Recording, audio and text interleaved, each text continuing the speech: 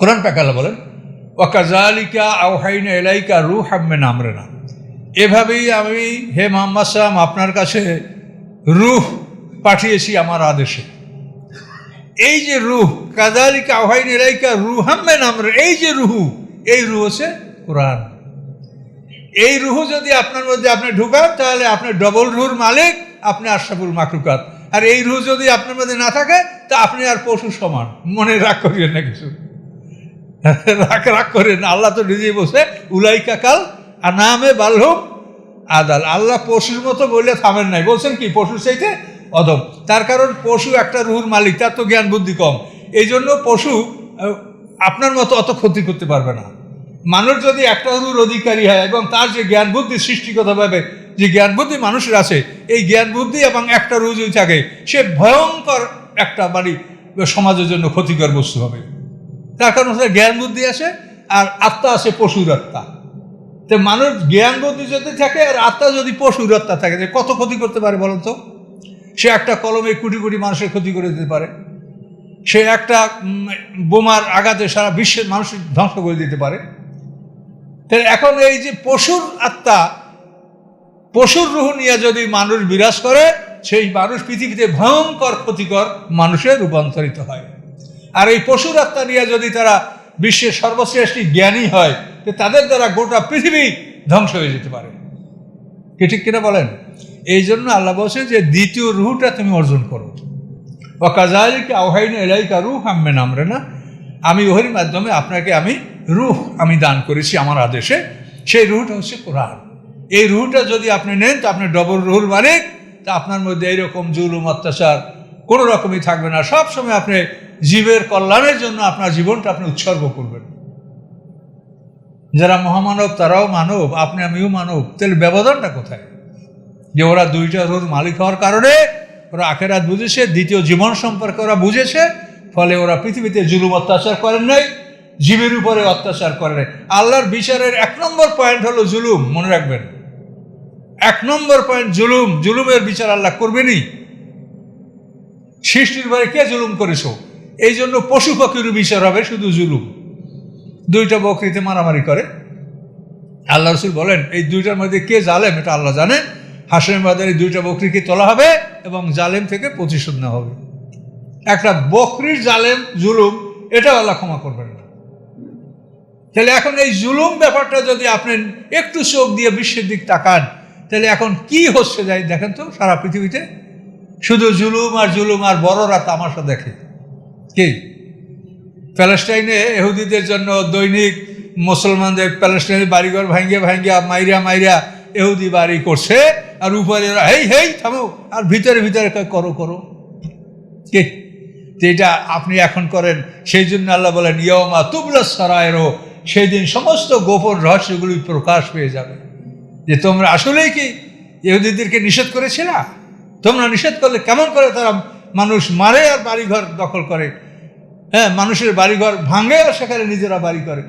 কাজেই আল্লাহ বলেন ইয়াউমা তুবলা সারায়েরু, সেদিন সমস্ত রহস্যগুলি প্রকাশ পেয়ে যাবে।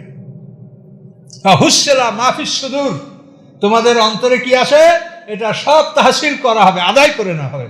হাসালা তাহসিল, তহসিলদার, এই হাসালা মানে আদায় করা। যে তোমাদের অন্তরে কি আছে এটা সব আল্লাহ আদায় করে নেবেন সেই দিন।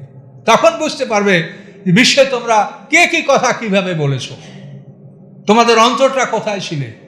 বিশ্বে কি আসলে তোমরা সন্ত্রাস দমন করো না মুসলমান দমন করো, এটা সেই দিন দেখতে পাবেন। কি বিশ্বে সন্ত্রাস দমন না মুসলমান দমন কোনটা, এটা সেদিন হাসরের ময়দানে উঠলে এটা দেখতে পাবেন।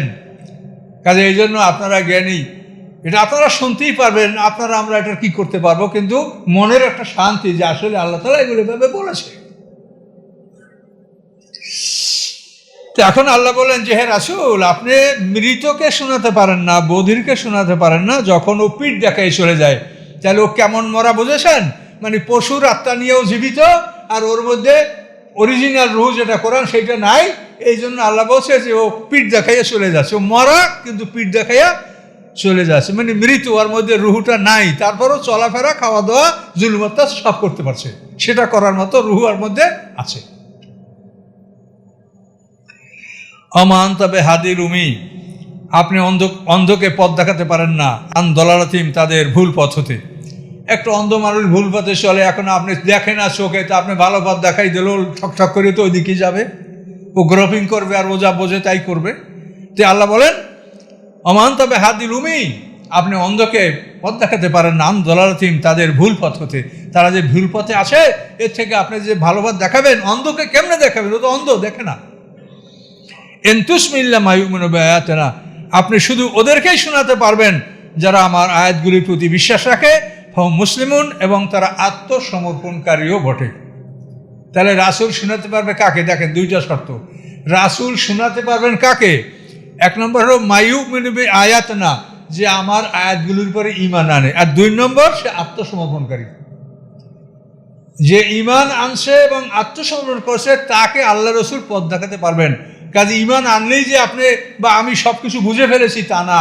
তো ঈমান আনার পরেও তাকে পথ দেখাবার জন্য নবী রসুল, আসমানি কিতাব, এগুলি তাকে সাহায্য করবে। এখানে একটা মারাত্মক কথা যে আপনি ইন্নাকা এনতুসমু ইল্লা মা ইউমিনু বিআয়াতিনা, নিশ্চয়ই আপনি ওদেরকেই শোনাতে পারবেন যারা আমার আয়াতগুলির প্রতি বিশ্বাস রাখে এবং সাথে সাথে তারা আত্মসমর্পণকারীও, সারেন্ডার। ইব্রাহিম আলাইহিস সালামের ধর্মের মূল কথা হচ্ছে সারেন্ডার। শোনেন, বাবায় নাম রাখছে, রেজিস্ট্রেশন করছে, সেই নামে লেখাপড়া করছেন, বড় হয়েছেন, মরে গেলে বাবার সম্পত্তি পাবেন। কিন্তু বাবায় যে নাম রাখছে সেই নাম বদলাইয়া যদি অন্য নাম রাখেন, তো বাবার মরার পরে আপনি ওয়ারিশ সার্টিফিকেটে আপনি জমি পাবেন? কথা বলেন। বাবায় যে নাম রাখছে সেই নাম বদলাই যদি নিজের নাম রাখেন, আপনি মরার পরে বাবার জমি পাবেন? তো ইব্রাহিম আলাইহিস সালাম আমাদের পিতা কিনা, মিল্লাতা আবিকুম, অর্থ কি? তোমাদের ধর্মের জাতির পিতা ইব্রাহিম আলাইহিস সালাম, ধর্মের পিতা জাতির ইব্রাহিম আলাইহিস সালাম। এই জাতীয়বাদ হলো ধর্মভিত্তিক জাতীয়বাদ, ভাষাভিত্তিক নয়, ধর্মভিত্তিক জাতীয়বাদ। এই জাতীয়বাদের পিতা হলো ইব্রাহিম আলাইহিস সালাম। সে তোমার নাম রাখছে কি? হুয়া সাম্মাকুমুল মুসলিমিন। বলেন কি রাখছে? মুসলিমিন। এখন আপনি এই নাম থুইয়া কয়বেন আহলে হাদিস, হানাফি, শাফি, এই অমুক সমুক, এই নামে যদি হাসপাতালে ওঠেন তা আপনি বাবার সম্পত্তির থেকে বঞ্চিত হয়েছেন আর আল্লাহর জান্নাত থেকেও বঞ্চিত হবেন। কি কথাটা বুঝলেন কি না? যে আপনি যদি নাম পরিবর্তন করেন তা আপনি বাবার সম্পত্তির ওয়ারিশ হবেন। এখন আল্লাহ কি বলে? অমাইয়াব তাকে গায়রাল ইসলামে দিনান ফালা ইউকবালা মিনহু। কি?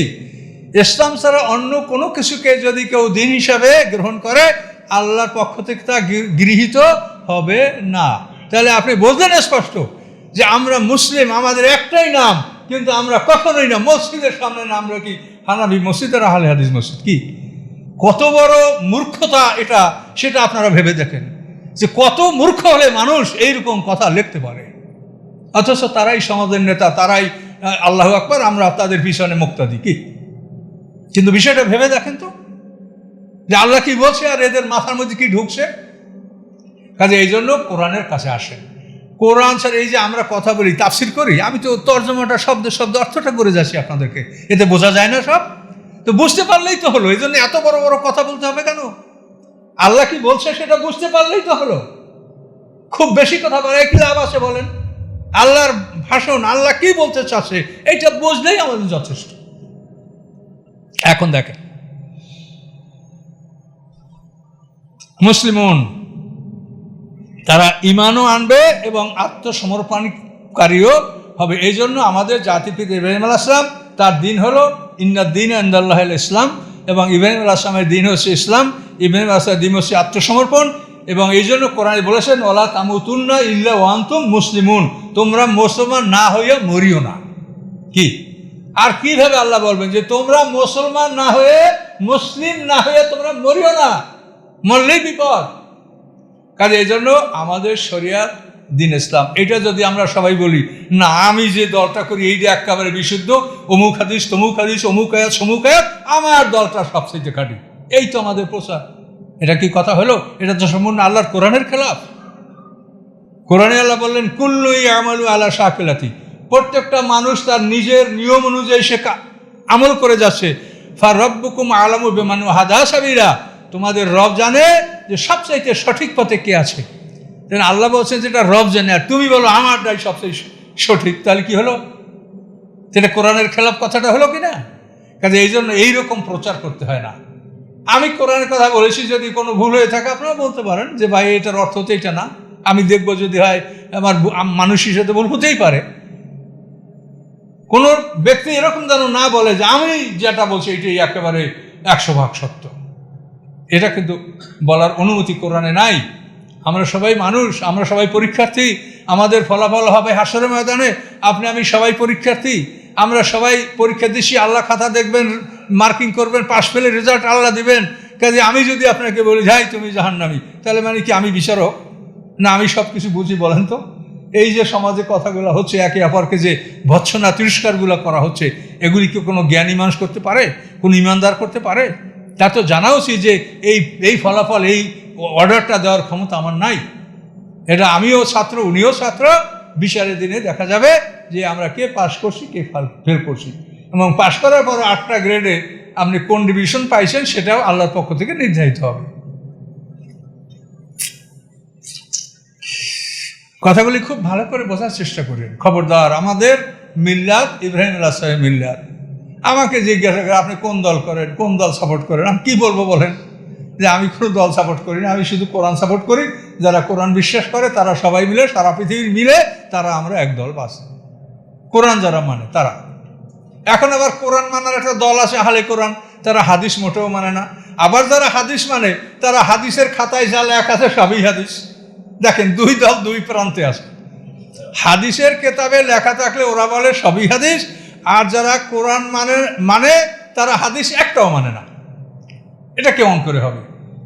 কোরআন বুঝতে হলে তো রাসূলের এই যে তুসমিউ মানে কি? শোনাবে। যে আল্লাহ রসুল আমাদেরকে শোনাবেন, বুঝাবেন। এখন যদি রসুলের কথা টোটাল বাদ দিতে আমরা বুঝবো কেমনে বলেন? কাজে এই জন্য রাসূলের কথা যেটা, সেগুলি আমাদেরকে অবশ্যই মানতে হবে। এখন যারা আহলে কোরআন তারা হাদিস মোটেও মানবে না, আর যারা হাদিস মানবে তারা ভুয়া হাদিস হইলে ওইটারে প্রতিষ্ঠা করার চেষ্টা করবে, এটা হাদিস। কাজে এই জন্য উভয়কেই বুঝতে হবে। আপনারা উভয় দল একটু নাইমে আসেন, মাঝে আসেন, দুই দল। যারা আহলে কোরআন তারাও আসেন। রাসূলের শিক্ষা ছাড়া আপনি কোনোদিন কোরআন বুঝতে পারবেন না। ওস্তাদ ছাড়া কোরআন যদি বোঝা যাইতো, তাহলে এই এত কষ্ট নবী রসুলদের জীবনে কেন আসলো? প্রত্যেকটা কোরআন আসমানি কেতাবের সাথেই আল্লাহর পক্ষ থেকে শিক্ষক থাকে। আপনি শিক্ষকের কথা শুনবেন না, মানবেন না, তাহলে কী করে কোরআন বুঝবেন? এই জন্য রাসূলের কথা ছাড়া তো আপনি কোরআন বুঝতে পারবেন না। কাজে এই জন্য রাসূলের কথাগুলিকে আপনি উড়িয়ে দিয়েন না। ওই যারা কোরআন মারে তারা বলে এই আল্লাহর কালাম হলো হাসানুল হাদিস, আর বাকি সব লাহওয়াল হাদিস। হাদিস মোটেও মানবে না। আর যারা হাদিস মানবে তারা বাছাই করবে না, সব মানবে। ভুয়া হইলেও এটা কিভাবে প্রতিষ্ঠা করতে পারবে, বিভিন্ন যুক্তি তর্ক দিয়ে ওটা খাড়া করার চেষ্টা করবে। এটা ঠিক না। এই জন্য আমরা যে পন্থাটা অবলম্বন করছি, এটা আমার একার না। এইভাবে মুহাদ্দিসিনদের রায় আছে, যে সমস্ত মুহাদ্দিসিনরা বলেন যে কোনো হাদিস কোরআনের খেলাফ হইলে সেটাকে গ্রহণ করা যাবে না। এটা আমার একার কথা না, পৃথিবীর সব মুহাদ্দিসরা এই কথা বলে থাকেন। তাহলে এখন বুঝলেন তো যে কোরআনের জন্য শিক্ষক লাগবে, শিক্ষকের কথা বলতে হবে। অনেকে এমনভাবে কোরআনের কথা বলেন যে মনে হয় যেন ওনার কাছে কোরআন নাজিল হয়েছে। আমাদেরকে আবার আয়াত পড়ে শোনে, অমুক আয়াত ইয়াত, তখন মেজাজ খারাপ হয়ে যায়। ভাই অমুক আয়াত তমুক আয়াত এগুলো কি আমরা পড়ি নেই? এটা কি আপনার উপরে নাজিল হয়েছে যে আমাকে এটা শুনান? আপনার সমস্যাকে সেটা বলেন। কাজে এই জন্য এগুলি আপনাদেরকে বুঝে নিতে হবে যে আপনি একটা মাঝখানে আপনার মানে উম্মতা ওয়াসাতা, যেটা আল্লাহ কোরআন, তুমি একটা মধ্যমবর্তী উম্মত। কাজে আপনাকে সব জিনিস বিবেচনা করে চলতে হবে। ফাসাদের জমানা, এই জমানায় আপনি মানে নিরাপদে থাকতে পারবেন না, সব দিক থেকে আপনার উপর আঘাত আসবে এবং সতর্ক থাকতে হবে। জান্নাত বড় মূল্যবান।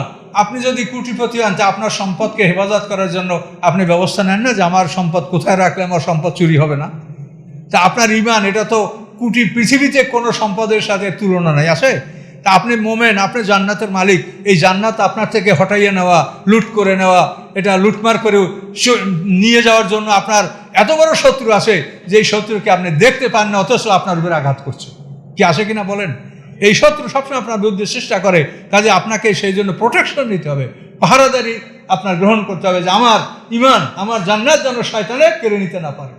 এই জন্য সবসময় যখনই নিরিবিলি থাকেন তখনই আল্লাহকে স্মরণ করেন, আল্লাহর কোনো আয়াত কোনো নিদর্শন নিয়ে চিন্তা করেন, মুখে সুবহানাল্লাহ আলহামদুলিল্লাহ লা ইলাহা ইল্লাল্লাহ বলেন, লা হাওলা পড়েন, আউযুবিল্লাহ পড়েন, ফালাক নাস পড়েন, ফাতিহা সূরা পড়েন, এগুলির মধ্যে আপনি থাকেন, তাহলে আপনি শয়তান থেকে নিরাপদে থাকতে পারবেন। এগুলি আল্লাহ বলে দিয়েছে কোরআনে, যেগুলি তোমরা আশ্রয় নাও, আল্লাহর জিকিরের মধ্যে সবসময় থাকো, তাহলে আপনি শয়তান থেকে আত্মরক্ষা করতে পারবেন। খুবই সতর্ক হতে হবে। আপনি বহু সম্পদের মালিক, আপনি যদি শুধু ইমানের মালিক হন তো আপনি বহু সম্পদের মালিক, সমগ্র পৃথিবীতে যত সম্পদ আছে তার সেটি বেশি সম্পদের মালিক আপনি। কাজে এই সম্পদের পাহারাদারি করেন, পাহারা দেন, সম্পদকে হেফাজত করেন, সম্পদকে পাহারা দিয়ে রাখেন যেন চুরি হয়ে না যায়, ডাকাতি হয়ে না যায়। ওয়াইজা ওয়াকাল কাউলু আলাইহিম আখরাজনা লাহুম দাব্বাতাম মিনাল আরদ। আল্লাহ বলেন, যখন তাদের উপরে বাণী নির্ধারিত হয়ে গেল, অর্থাৎ কিয়ামত আসছে, কিয়ামত উপস্থিত হচ্ছে এবং তাদের হাসরের ময়দানে বিচারের সম্মুখীন তারা হবে, এটা আল্লাহ বলছেন অকাল কওল, মানে আল্লাহর আদেশ যখন নির্ধারিত হয়ে গেল, চূড়ান্ত হয়ে গেল তাদের উপরে, তো তখন আমি কি করব? আখরাজনা লাহুম দাব্বাতাম মিনাল আরদ, আমি তাদের জন্য পৃথিবীর একটা প্রাণী, পৃথিবীতে বিচরণকারী একটা প্রাণী তাদের জন্য আমি বের করব। দাব্বাতুল আরদ, দাব্বা মানে পৃথিবীতে যা বিচরণ করে, কি প্রাণী তার নাম বলা হয়নি। আল্লাহ বলেন, যখন তাদের উপরে আমার বাণী সাব্যস্ত হয়ে গেছে যে এখনই কিয়ামত আসবে, অচিরেই আসবে, দেখেন আল্লাহ তাআলা কিয়ামত আসবে আসবে বলিয়া আল্লাহ তাআলা কি আমাদেরকে মিথ্যা বলছেন? নাউজুবিল্লাহ। তিনি শুধু আমাদেরকে সতর্ক করছেন যে তোমরা কিয়ামত আসার আগে তওবা করে নাও, তুমি কিয়ামতের আগে তওবা করে নাও, যদি আইসেই যায় তাহলে তোমার তওবা করার সুযোগ আর থাকবে না।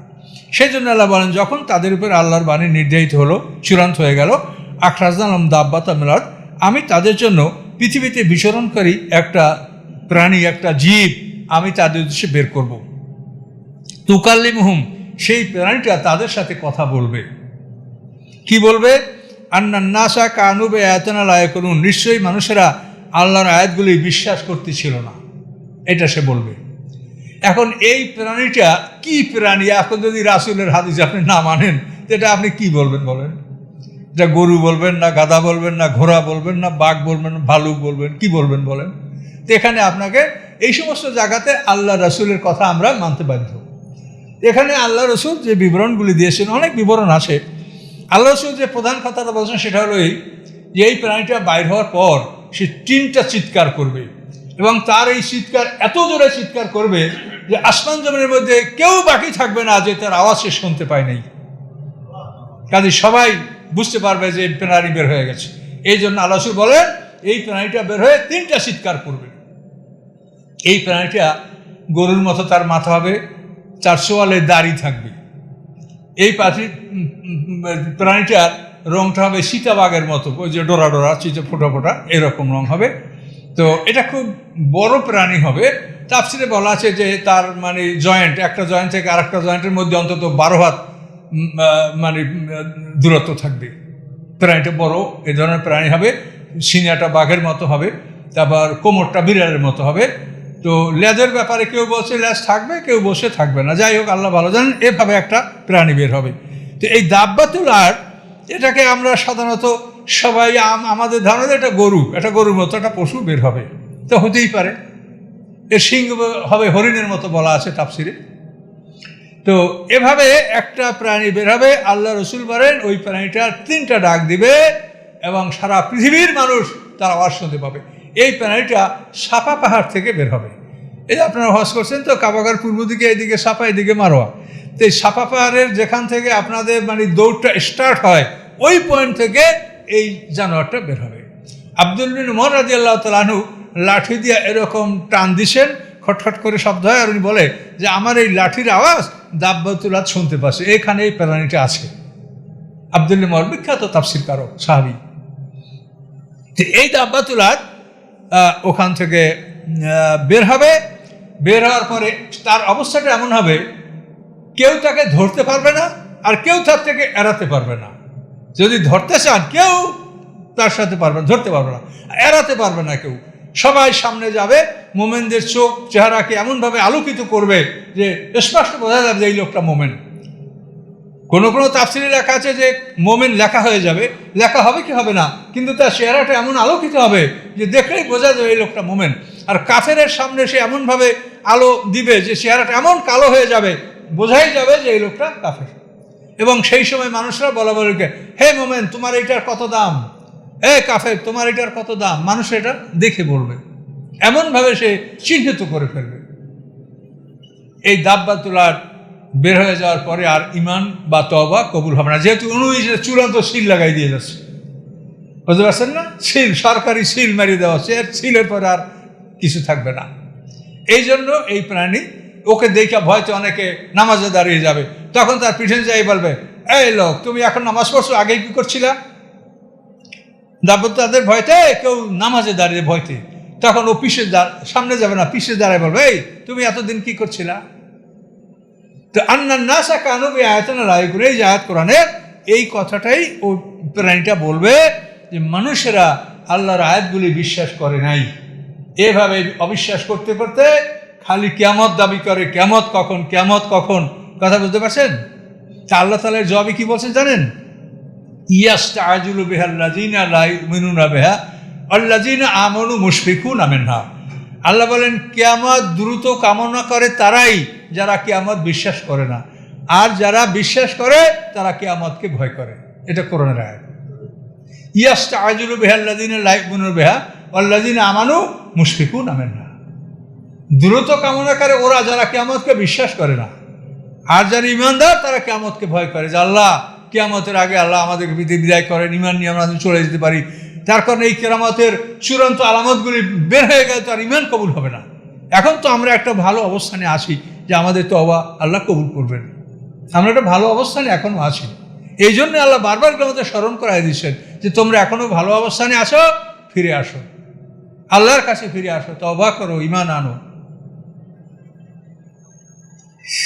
তো এই প্রাণীটা কিয়ামতের আগে আগে বের হবে। কিয়ামতের অনেকগুলি আলামত আছে কোরআনে, তার মধ্যে অল্প কয়েকটা আছে, যেমন ইয়াজুজ মাজুজের কথা কোরআনে বলা আছে। অহম মিনকুল্লি হাদাবি আনসিলুন, ইয়াজুজ মাজুজ প্রত্যেকটা উঁচু জায়গা থেকে গড়ায় গড়া পৃথিবীতে পড়বে। জুলকারনাইন যাদেরকে আবদ্ধ করে রেখেছে, এটা আমরা যথাস্থানে বিস্তৃত আলোচনা করব। এটা মানে ইয়াজুজ মাজুজের কথা আছে, তারপরে ঈসা আলাইহিস সালামের কথা আছে, দাব্বাতুল কথা আছে, এগুলো কোরআনে আছে। ঈসা আলাইহিস সালামের কথা সূরা যুখরুফে আছে, ওয়ান্নাউলা ইলমুল লিসা, ঈসা আলাইহিস সালাম কিয়ামতের স্পষ্ট জ্ঞান, ফালা তামতারুন্না বিহা, তোমরা কিয়ামতের ব্যাপারে সন্দেহ পোষণ করো না। ঈসা আলাইহিস সালাম যখন এসে যাবে তখন তোমরা জেনে রাখো যে কিয়ামতের স্পষ্ট জ্ঞান, যে এই লোক আসছে, তো অবশ্যই খুব কাছাকাছি কিয়ামত চলে আসে, এখনই তোমরা তওবা করো। ঈসা আলাইহিস সালাম আসার পরে মানুষের তওবা চলবে, বন্ধ হবে না। এই প্রাণী বাইর হয়ে গেলে তওবা বন্ধ হয়ে যাবে, এবং এই প্রাণী যেদিন সকালে বাইর হবে সেই দিন বিকালে পশ্চিম দিক থেকে সূর্য উঠবে। এভাবেই সমস্ত তওবা, আর কোনো মানুষের তওবা কবুল হবে না। মুসলমানদের, মোমেনদের মৃত্যু হয়ে যাবে, এবং যারা কাফেররা থাকবে তারা 100 বছর পৃথিবীতে থাকবে, যেমন ইচ্ছে তেমন জীবনযাপন করবে। 100 বছর পরে ইসরাফিল আসলাম বাঁশি বাজাবেন, সিঙ্গার ফুৎকার শুরু হবে, পৃথিবী ধ্বংস হবে। এগুলি আমরা তাফসিরে জ্ঞানীদের কাছ থেকে, রাসূল সাহাবীদের কাছ থেকে আমরা এগুলো আমরা জানতে পারছি। ওয়ায়াউমা নাহশুরুহুম, যেদিন আমি তাদেরকে একত্রিত করব, মিন কুল্লি উম্মাতিন ফাওজান মিম্মা ইউকাযযিবু বিআয়াতিনা ফাহুম ইউজাউন, যেদিন আমি তাদেরকে একত্রিত করব, প্রত্যেক বড় সম্প্রদায় থেকে একটা দল, ইউকাযযিবু বিআয়াতিনা, যারা আমার আয়াতগুলিকে মিথ্যা প্রতিপন্ন করেছে, তাদেরকে আমি ডাকবো, ফাহুম ইউজাউন, এবং তাদেরকে স্তরে স্তরে তাদেরকে শ্রেণীবদ্ধভাবে তাদেরকে সাজানো হবে। সবচাইতে বড় পাপীদেরকে সামনে রাখা হবে, তার পরের স্তর, তারপর পরের স্তর, এভাবে ইউজাউন মানে বিন্যস্ত করা, সুন্দর করে ভাগ ভাগ করে সাজানো। তো আল্লাহ তাআলা বলেন, আমি সেই দিন আমার আয়াতগুলি যে অস্বীকার করতেছিল, আমি তাদেরকে একত্রিত করব এবং তাদেরকে বিন্যস্ত করে সাজানো হবে। হাতে যাও, এভাবে সবাই যখন একত্রিত হবে, সব যখন আল্লাহর সামনে একত্রিত হবে, কলা, তখন আল্লাহ বলবেন, আকাজ্জাবতুম বিআয়াতি ওয়া লাম তুহিতু বিইলমা, তোমরা আমার আয়াতগুলিকে অস্বীকার করলে, অথচ তোমরা তোমাদের জ্ঞান দ্বারা এটাতে আয়ত্ত করতে পারছিলে না। তুমি একটা জিনিস জ্ঞান দ্বারা আয়ত্ত না করে সেই জিনিসটাকে তুমি অস্বীকার করো কী করে? একটা জিনিস সম্পর্কে সমালোচনা করতে হলে, ভুল বলে মন্তব্য করতে হলে সে বিষয়টা তোমাকে জানতে হবে। একটা অঙ্ক বই, আপনি যদি অঙ্কের বিশেষ জ্ঞানী না হন, গণিতবিদ না হন, তা আপনি এই বইটার ভুল বলতে পারবেন? আপনি একটা ইংরেজি বই, একটা গ্রামার বই ভুল ধরবেন, যেটা যদি আপনি যদি সেই বিষয়ে যদি আপনি পারদর্শী না হন, আপনি এক্সপার্ট না হন, তা আপনি কিটা বলতে পারবেন? তা আল্লাহ বলছে যে তোমরা তোমাদের জ্ঞান দ্বারা আমার কোরআনকে আয়ত্ত করতে পারো নাই, অথচ তোমরা এটাকে মিথ্যে বলেছো। বলো, এর জবাব দাও। বুঝছেন কথাটা কি মারাত্মক? যে তোমরা এই জিনিসটা বুঝতে পারো নাই, না বুঝেই তোমরা এটার বিরুদ্ধে রায় দিয়ে দিলে। এটা কেমন কথা? এটা কেমন বোকার কাজ? এই জন্য দেখেন না, এই ফ্রান্সের মরিস বুকাইলি, হ্যাঁ, ওই যে সাতানিক ভার্সেস লেক্সিকেটা, ভারতের সালমান রুশদি নাকি, সালমান রুশদি। তা এরপরে কিন্তু মরিস বুকাইলি ইচ্ছা ছিল যে কোরআনে কি ভুল ভ্রান্তি আসে উনি দেখা রিপোর্ট করবে, কিন্তু উনি যখন কোরআন বুঝে পড়তে লাগলেন তখন উনি নিজেই কোরআনের কাছে সারেন্ডার করে মুসলমান হয়ে গেলেন, ওমর ফারুকের মতো। দেখেন, ফ্রান্সের মরিস বুকাইলি খুব বিশ্ববিখ্যাত বিজ্ঞানী। তাহলে এই কথাটাই এলা বলছে যে তুমি একটা জিনিসের সমালোচনা কি করে করলে, অথচ সেই জিনিসটা সম্পর্কে তোমার জ্ঞান নাই। এই আমাদের এই সমস্ত দেশে যে সমস্ত লোকেরা কথাবার্তা বলে, তারা মনে হয় আলেব্যও জানে না, অথচ কোরআনের সমালোচনা করে। কি বলার আছে কিছু বলে? এটা মানে কতই যে নির্বোধের নিদর্শন, এটা কিছু বলার আছে? যে তুমি একটা জিনিস না জেনে কেমন করে সমালোচনা করো? তুমি তোমার জ্ঞান দ্বারা এটাকে দেখো, তুমি এটাকে বোঝো, বুঝে যদি দেখো যে না ভুল, তো তারপর বলো। কিন্তু এখানে আল্লাহ কি বললেন? অলাম তুহি তু বে এলমা। তুহি তো মানে পরিবেষ্টিত করা, মানে তোমার জ্ঞান দ্বারা সেটাকে তুমি আয়ত্ত করতে পারো নাই। কাজে জ্ঞান দ্বারা আয়ত্ত না করেই তুমি সেটা সমালোচনা করে দিলে, অস্বীকার করলে। এটা কেমন করে করলে বলো? আল্লাহ তাআলা যেমন জ্ঞানী, তার প্রশ্নগুলো জ্ঞান গর্ব প্রশ্ন, কিন্তু দেখেন খুব জ্ঞান গর্ব প্রশ্ন আল্লাহ করেছেন। আকাজ্জাব তুমি আয়াতি অলাম তুহি তু বে এলমা। তোমরা আমার আয়াতগুলিকে মিথ্যা প্রতিপন্ন করলে, অথচ তোমাদের জ্ঞান দ্বারা তোমরা আমার আয়াতগুলিকে আয়ত্ত করতে পারো নাই। আম্মা যখন তুমি তা আমালুন, কি করতেছিলে তোমরা? আম্মা যখন তুমি তা, কি কাজে লিপ্ত ছিলে, কি করছিলে দুনিয়াতে? সময় পাও নাই? আমার কোরআনটা পরিশীলন করে দেখার মতো সময় হয় নাই তোমাদের? না তোমাদেরকে এমনি আমি নিয়ে আসি ধরিয়া? এক একজন তোমরা 50, 60, 100 বছর তোমাদেরকে সময় দেওয়া হয়েছে, এর মধ্যে তোমরা কোরআন বোঝার সময় পাও নাই, দেখার সময় পাও নাই? আল্লাহ তাআলা এই প্রশ্ন করবেন। ওয়াকাল কাউল আলিম বিমা যালামু, আল্লাহর আদেশ প্রতিষ্ঠিত হবে তাদের উপরে, বিমা যালামু, এই জন্য যে তারা জুলুম করেছে। ফাহুম লা ইয়ানতিকুন, তারা কথা বলবে না। এরকম যখন প্রশ্ন করবে তখন তারা লায়ান, কথা কি বলবে বলেন তো? যে তুমি না বুঝে কোরআনের সমালোচনা করলে, বলো কেমন করে করলে? কোরআনে কি ভুল আছে, কি অসুবিধা আছে, কি সমাজ বিরোধী কার্যকলাপ আছে, কি এমন আছে যারা সমাজের জন্য ক্ষতিকর, মানুষের উপকারী নয়, এমন কি আছে, কি জন্য তোমরা সমালোচনা করলে? আল্লাহ বলেন ফাহুম লা ইয়ানতিকুন, তারা সেদিন কথা বলতে পারবে না, কথা বলার ক্ষমতা তাদের থাকবে না, তাদের উপরে আল্লাহর আদেশ কার্যকরী হবে। আলাম ইয়ারাও আন্না জাআলনা লাইলা লিয়াসকুনু ফিহি, অন্যদিকে আল্লাহ কথা নিয়ে যাচ্ছেন। আল্লাহ, ওরা কি দেখে না? আন্না জাআলনা লাইলা লিয়াসকুনু ফিহি, যে আমি তাদের উদ্দেশ্যে রাত সৃষ্টি করেছি যাতে করে রাতে তারা আরাম করতে পারে। রাতে আলো বন্ধ করে আমরা ঘুমালে যে একটা আরাম, নির্তার ঘুম অন্ধকারে, এইটা রাত ছাড়া কি এরকম ঘুম আর হতে পারে? তো আল্লাহ বলেন আমি তাদের জন্য রাতকে করেছি যে রাতে তারা আরাম করবে। অন্নাহারা মুবসিরা, আর দিনকে আমি করেছি স্পষ্ট, দর্শনযোগ্য। এই স্পষ্ট দিনে আমরা আমাদের কাজকর্ম, আয় উপার্জন, মেহনত, মজদুরি, এটা আমরা করব, আর রাতে আমরা বিশ্রাম করব, ঘুমাবো। শরীরের ক্ষয়পূরণ হয়ে যাবে, ক্ষতিপূরণ হয়ে যাবে। ইন্না ফি যালিকা আয়াতাল লিকাওমিন ইউমিনুন, নিশ্চয় এর মধ্যে রয়েছে নিদর্শন ওই জাতির জন্য যারা আল্লাহর প্রতি বিশ্বাস রাখে। আল্লাহর প্রতি যারা বিশ্বাস করে তাদের জন্য এর মধ্যে নিদর্শন রয়েছে। তারা চিন্তা করতে পারে যে আল্লাহ তাআলা সত্যি আমাদের সুব্যবস্থার জন্য এটা করেছে। ওয়া ইয়াউমা ইউনফাকু ফিস-সূর, যেদিন সিংহা বাজানো হবে।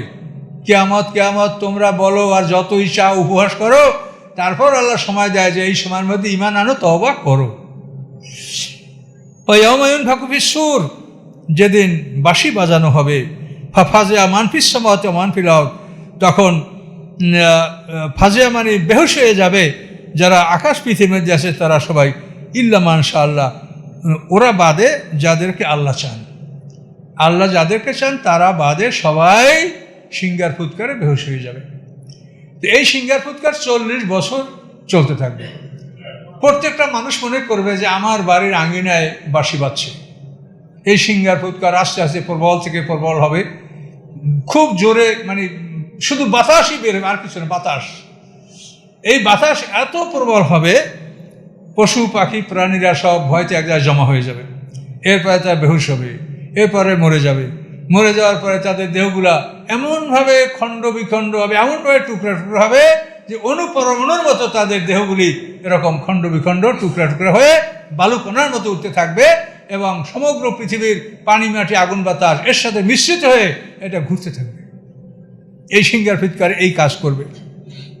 কিন্তু আল্লাহ বলেন ফাজিয়া সবাই বেহুশ হবে, কিন্তু ইল্লা মাশাআল্লাহ, আল্লাহ যাদেরকে চান তারা বেহুশ হবে না।